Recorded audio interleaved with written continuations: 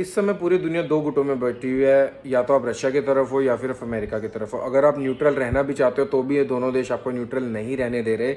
At least अगर आप neutral हो भी तो ऐसे प्रोजेक्ट किया जा रहा है कि आप सामने वाले की साइड पे और हमारे दुश्मन हो। रशिया भी कोई भी पासा पलटने से नहीं पीछे हट रहा है। ऐसे में रिसेंटली जो ईरान और इजराइल के बीच में कन्फ्लिक्ट हुआ था, बॉम्बिंग वगैरह की गई थी, उसमें उसने सीधा सीधा कंडेम किया था इजराइल को और अमेरिका को कि उन्होंने ईरान पे गलत हमला किया, एंड वो इसके खिलाफ है। अभी ये बात सामने आ रही है कि अब रशिया ईरान में 3 नए न्यूक्लियर पावर प्लांट्स बनाने वाले, लगभग $25 बिलियन की डील है, जिसके अंतर्गत वो ईरान में 3 नए न्यूक्लियर पावर प्लांट्स बनाएगा जो लगभग 5000 मेगावाट की एनर्जी बनाएंगी। इससे पहले ईरान में एक ही न्यूक्लियर पावर प्लांट है, वो भी रशिया ने ही बनाया था।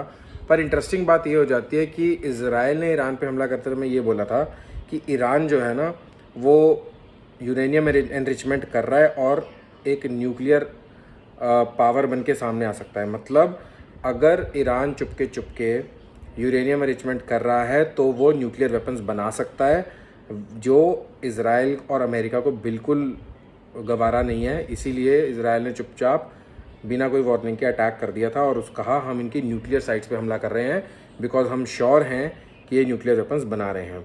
अब रशिया की तरफ से जो ये डील है, क्या ये सिर्फ न्यूक्लियर पावर प्लांट, बिजली बनाने वाले प्लांट्स की डील है, या nuclear energy, nuclear technology, nuclear enrichment के फर्दर जो तरीके हैं वो ईरान को इसके थ्रू चुपके चुपके सिखाए जाएंगे?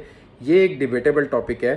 बट कन्फ्लिक्ट के थोड़े टाइम बाद ही आना and Russia giving that kind of support to Iran, specially based on nuclear power plant generation, is an interesting thing. देखना इंटरेस्टिंग होगा कि ऐसा ना हो कि आने वाले टाइम में, अगले कुछ सालों में ईरान बोल दे कि we have our own nuclear weapon, come and play with us baby. आपका क्या ख्याल है? Do like, subscribe, share and follow for more.